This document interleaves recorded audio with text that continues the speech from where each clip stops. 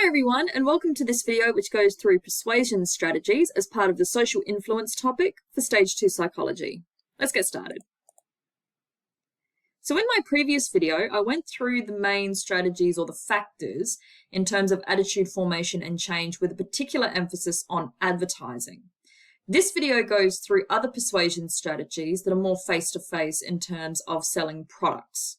So we're going to explore these three concepts. So the norm of reciprocity, door in the face, and foot in the door. So researchers have tested many persuasion strategies that are effective in selling products and changing people's attitudes, ideas, and behaviors. So when someone is trying to sell you something, your ability to recognize and perhaps resist their persuasion tactics can be facilitated by an understanding of the strategies listed below.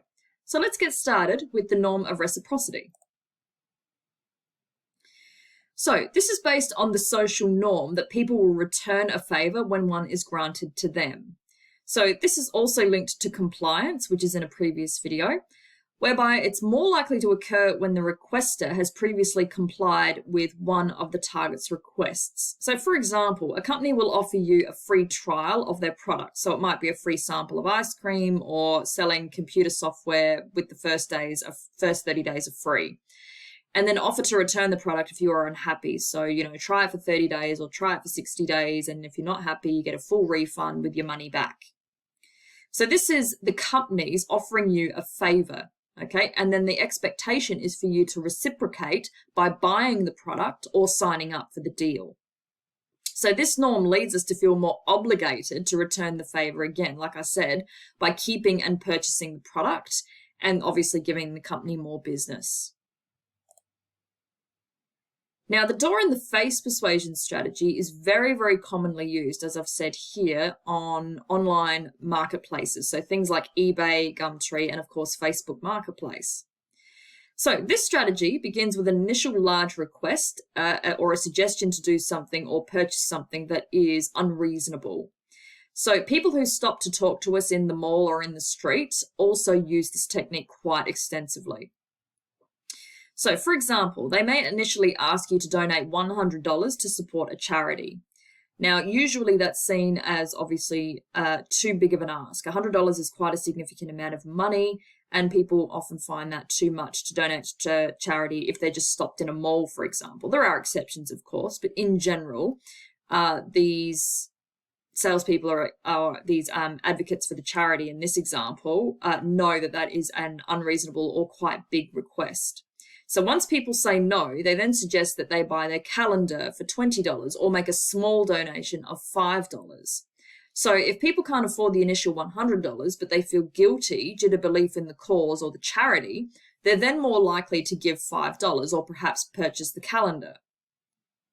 So they're getting their door slammed in their face, theoretically, all right, but then they comply with a smaller but still positive gesture.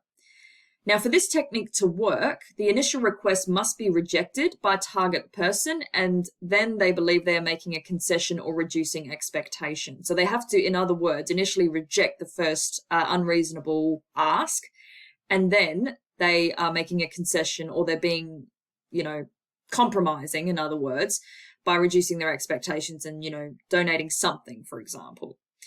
So this is very, very common in terms of skilled negotiators on eBay, Gumtree, marketplaces. They use this technique all the time. So they will put a product on, let's say, Facebook Marketplace. It'll be very, very overpriced. People will go, nope, absolutely not paying for that, door in the face.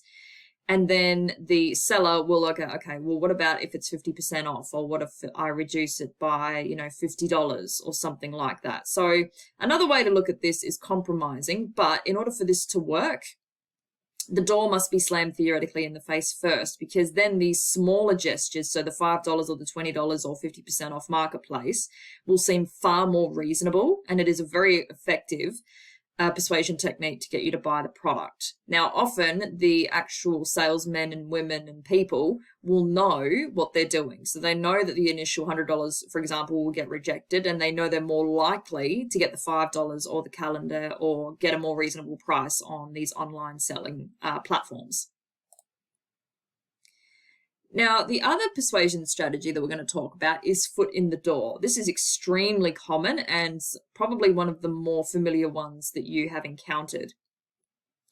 So foot in the door begins with a small, reasonable request. So a very small favor or buying a small item, only to later request a larger favor or purchase a bigger item. So it's the opposite in some ways to door in the face.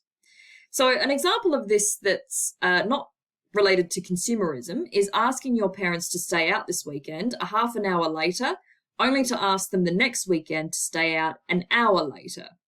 So you initially start with a very reasonable request, so just half an hour, that's all. And then next weekend, if you obviously stick to your curfew, you then, oh, can I stay out another hour? And then the week after that, it might be an hour and a half. And then the week after that, 2 hours, and so on and so forth.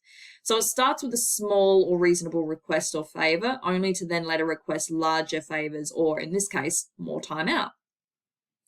So salespeople use this strategy every time they try to upsell you, okay? So what this means is that you've already, for example, purchased a new phone from a particular company.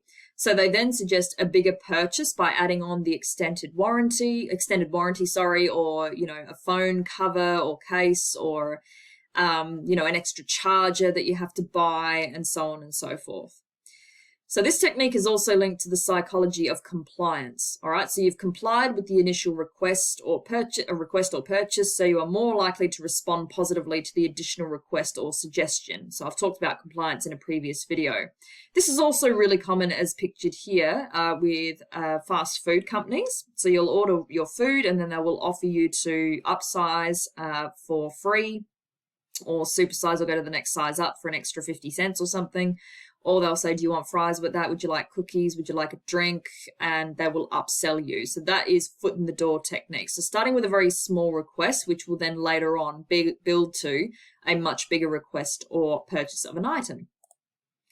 Okay, gang, so that is the persuasion strategies as talked about in this video in terms of face-to-face consumerism and also other examples, okay, that are not necessarily just related to advertising. So as always, if you've got any questions, let me know. Otherwise, happy revising.